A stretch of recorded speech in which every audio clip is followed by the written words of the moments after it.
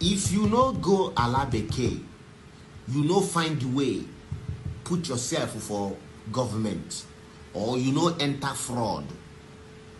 One ne go pu ulelu nandongi, it will never manifest. Yes, ulelu no day your life. So wam kedife de nabani.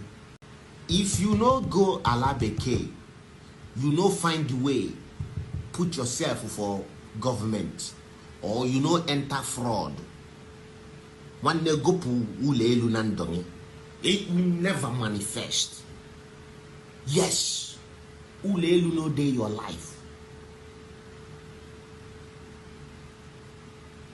So wam kedife de nabani.